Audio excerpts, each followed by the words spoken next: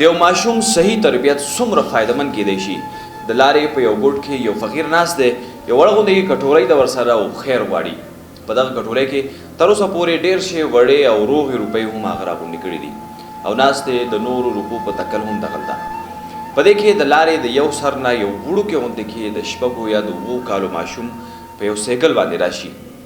د ورو دا سایکل راولي د فقیر ته نږدې راشي دغلته کې راشي دا سایکل یو طرف ته ودرې او د فقیر ته ګوري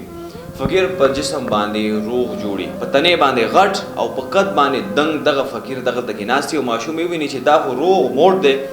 هسې پیسې کپړې شلولي دي ناستې او پیسې غواړي دغه ماشوم لږ ساعت سوچ کوي د دې نه بعد خپل سایکل ودرې او د فقیر طرف ته رامنډي کي ادنه دا کټورې والي او منډي کي کله چې دا ماشوم منډي کي نو فقیر هم ځان روغ را روغ کې او راپاسي د پسې شاته د دو کوشش وکړي خو کله پورې چې دی ماشوم پسې ځي ماشوم لرې ځای په راکړي ماشوم تښتېدلی ماشوم ته هغه ټولې پیسې ویسي سره د کټوري فقیر هم دغه شانتي پاتې شي فقیر سره بله لاره نه بیا هم هغلته کې کښېني او پیسې غواړي لږ ساعت بعد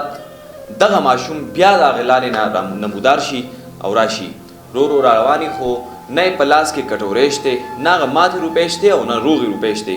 کله چې دا ماشوم د دې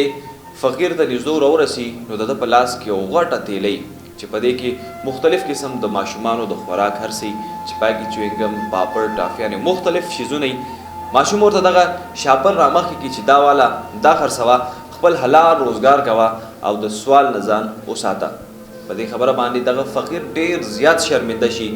ډېر خفګان ولا هم راشي چې دا زه په کم ځای کې لګیا یم او دا زه څه کوم حالانکې چې زه روغ موټ یم د دې ټولې کیسې دار و مدار دا ټوله کیسه صرف او صرف د دغه یو ماشوم د تربیت نه تاویږي کله چې انسان د خپل ماشومانو تربیت صحیح وکړي که په لاره باندې هر یو کار باید چې هر کاری غلط کیږي نو د ده په کې دا خبره راشي چې یاره دا کار غلط دی او که وسې رسي نو بیا هلته کې ځان هم رسوي او هغه کار د ټینګولو کوشش هم کوي ګران ملګرو که تاسو هم د خپل او مونږ هم د خپل ماشومانو تربیت صحیح وکړو نو زمونږ ماشومان هم سبا زمونږ نوم روښانه کولی شي او زمونږ سر د فخر نه اوچتولی شي ډېره زیاته مننه